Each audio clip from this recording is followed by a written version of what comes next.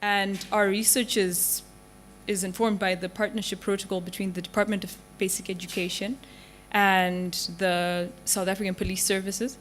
And this is a partnership between these two on providing safety in schools through the use of police officers to assist in whatever way with safety issues. And these partnerships have existed for a long time, but they haven't been formalized. So, and you'll find that in South Africa, there aren't many studies that actually document the presence of police officers in schools.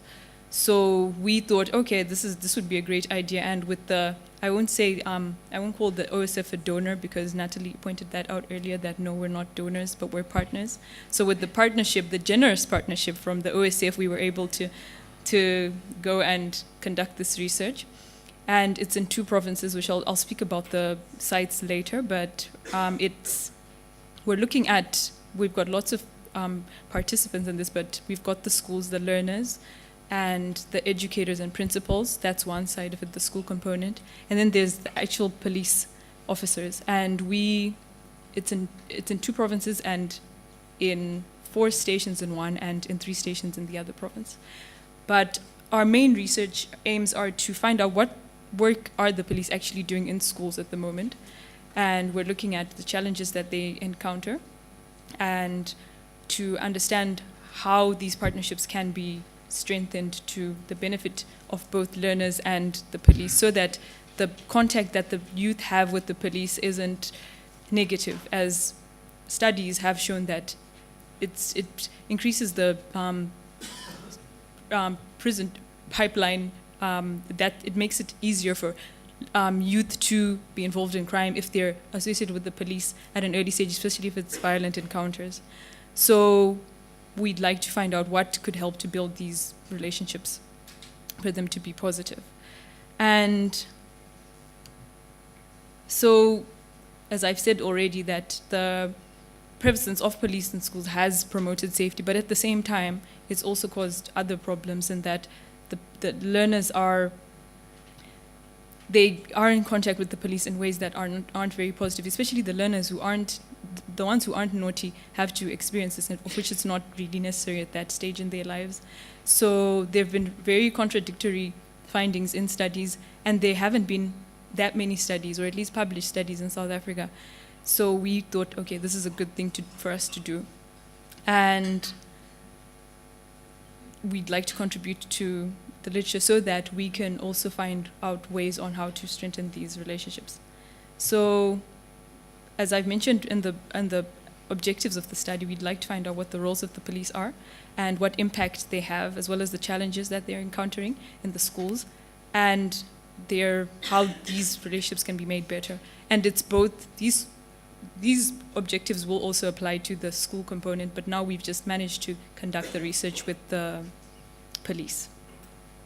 So our methods, as I've mentioned earlier, we're working in the Eastern Cape and in the Western Cape. It's a small sample, and it's those who do work in South Africa will know some of the police stations that we've worked in, 4 in the Eastern Cape and 3 in the Western Cape. And we've conducted focus group discussions with police officers. We initially thought it would be a good idea to speak to station commanders, but then they haven't actually had the practical experience of going into schools. So if we do go back to the police stations for more information, we might or might not include them, because we wanted to speak to those who actually do go to schools.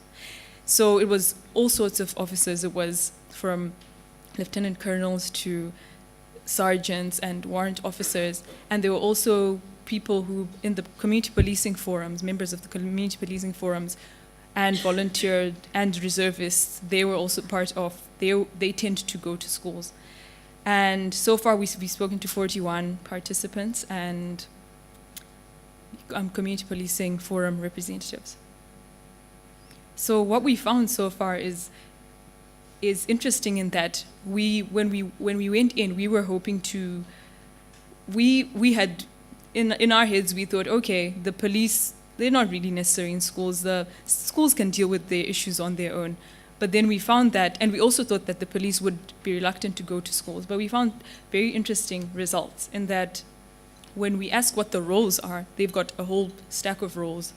It's formal roles of patrolling and search and seizure operations, which they went into detail. In each station, they went into detail explaining to us how these are conducted and who's involved, who they go with. They go with the K9 unit, they go with the Metro Police, sometimes with the Flying Squad, Community Policing Forum representatives, Neighborhood Watch. All those parties can be involved at some stage, and they speak to the schoolway in advance, and this is a secret mission, and they do say that they try as much as possible to work within the Child Justice Act and within the Police Act when they do go to schools, and that they have these briefings before and after, and that they try to preserve the learner's dignity when they do go to the schools. They said that they also tend to go with ex-convicts to speak to the learners on the hardships of prison life and on just how it's important to abstain from crime. And they also tend to have life orientation type of events. And they also said that they have sporting events, which they try to find the talented learners who might be good at soccer or whatever, and then they try to promote them, and they also teach them discipline through drilling. And they said that they hold competitions on drilling, and it's usually the schools in the disadvantaged areas that win these drilling competitions, and that raises their morale and that makes them behave better. So they were very positive about what their roles were, and they were aware of some of the roles which are part of the partnership protocol, but at the same time they said that they create roles for themselves based on the need. And what is the impact that the presence of the police in schools has in the schools? So they said that there were mixed feelings, and that the naughty learners are not happy to see the police, but the majority are very happy to see them, and that they like the police. They think that the police are friendly. And it's when they have search and seizure operations that there are problems, and that not like the learners will have been tipped off or anything, but they find ways to dispose of whatever contraband they might have, of which drugs and weapons are sometimes found in schools. And they said that the community is very happy that they're in the schools, especially, and this came out a lot, almost in every group. They said that parents have given us their responsibility to take care of their children. Therefore, when we go to the schools, the parents actually want us to be there, and sometimes the parents bring their children to us and they surrender them to us. So the police said that they are an all-in-one. They called themselves all-in-ones at some stage, and they said that we are social workers, we are educators, we are parents, we're the police, we do everything, but we're happy to go to schools. So they said that and these, I've used some of their statements to show what came out of the interviews. And they said that they like to go to the schools to show that being a police officer is an honorable thing, and they want to encourage that in the communities. And then based on the trends, that's the other objective, we asked, based on the trends, is there a need to expand the presence? And it was a resounding yes. They said that it's important for us to continue to go to the schools, to be these children's role models, to stop crime, to stop violence, and we need to take the parents' responsibility, because the parents are giving us that responsibility. But there was also the point of the police having to do everything, in that the Department of Basic Education was not involved at all. And even though they were part of the partnership protocol, they weren't doing anything to alleviate the police's work. So in as much as they felt that there was a need to expand it, they felt that other parties, especially parents and the Department of Basic Education, had to expand their work. And then on improving the relationships, they said that they'd need more training, because they just rely on their police training, and that their training isn't updated to deal with whatever issues are coming about. And they said that they are respectful to the children, but they would prefer for more training and just for partnerships with other bodies, especially NGOs and non-state actors. And they said that the Department of Basic Education needs to play its role in helping us to become better partners and to work better with the learners. So finally, Michelle,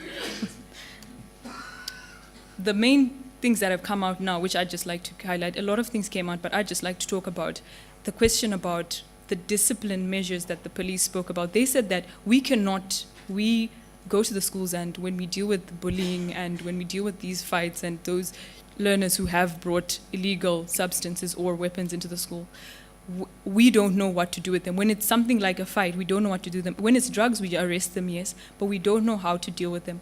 And they thought that the use of ex-offenders was a great thing to do.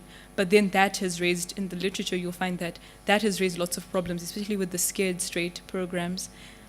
So this is something that we need to explore more, because it's, in as much as it's got its merits, especially when seeing someone who has been through the system, them telling their story, that it's best to actually experience it rather than to hear about it. But at the same time, how does that affect the other children who really don't need that? And also they said that the parents need to, and corporal punishment, which was raised earlier by our colleagues, it was raised as necessary. They said that taking away corporal punishment was taking away the strength, the power that the educators had, and they thought that it was a good idea to bring corporal punishment back. And the thing about resources being a problem, under-resourced police officers and the few high schools compared to the primary schools, they said that breeds all sorts of problems, and that's not the police's problem. It's the government's problem. Local government is the Department of Education. More schools need to be built. Educators need to be trained more. So do the SAPs. So that was something major that came out. And now what we need to do now is to go into the schools to find out what the learners have to say, what the educators have to say. And then after that, we'll be able to find out how to better answer our questions like in a complete manner. Thank you.